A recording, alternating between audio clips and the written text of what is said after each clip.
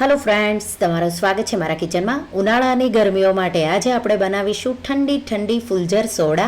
તો ફુલજર સોડા તમે ક્યારેક જ પીધી હશે કે ક્યારેક જ બનાવી છે, લારી પર એકદમ ટેસ્ટી એવી મળે એવી આપણે બનાવીશું। તો ચાલો બનાવીએ। એના માટે મિક્સર જાર લેશું।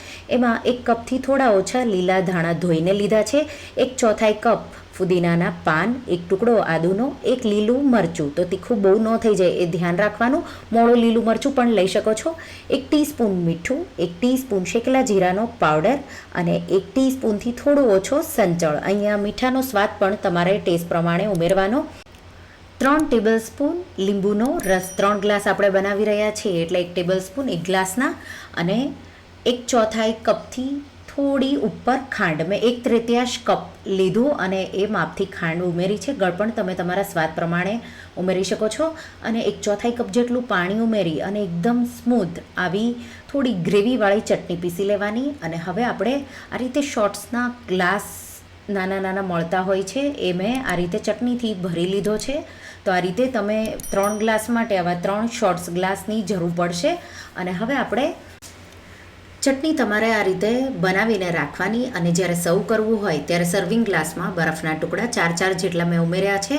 અને હવે આપણે સોડા, તો તમને માર્કેટમાં ઇઝીલી 600 મિલથી 750 મિલ 15થી 20 રૂપિયામાં મળી જાય છે। તો 3 ગ્લાસ તમારા બનશે। તો મેં ઠંડી સોડાને રેફ્રિજરેટરમાં મૂકી એકદમ ઠંડી કરી લીધી છે। આપણે ગ્લાસમાં આ રીતે પોણો ભરાય એ રીતે સોડા 2 ગ્લાસમાં નાખીશું।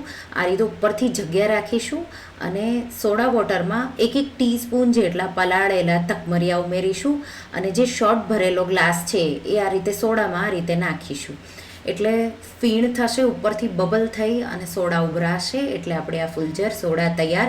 તમારે તરત જ શોર્ટ ગ્લાસ જ્યારે હાથમાં આપી અને સર્વ કરવાની, તો આપણી ફુલજર સોડા, તો જ્યારે તમારે પીવી હોય ત્યારે જ ગ્લાસમાં આ રીતે સોડા ભરી અને આ રીતે ચટણીનો ગ્લાસ નાખવાનો, એટલે અને તરત જ પીતા જવાનું, બહાર જે એના ફીણ આવે એ પણ પીતા જવાના। એ રીતે આ ફુલજર સોડા પીવામાં આવે છે।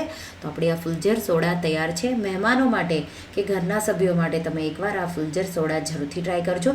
જો તમને આ રેસીપી ગમી હોય તો રેસીપીને લાઇક કરજો, શેર કરજો અને મારા ચેનલને સબસ્ક્રાઈબ કરજો, અને આવી જ નવી રેસીપી માટે તમે બેલ આઇકન બટનને પ્રેસ કરજો। Thank you for watching.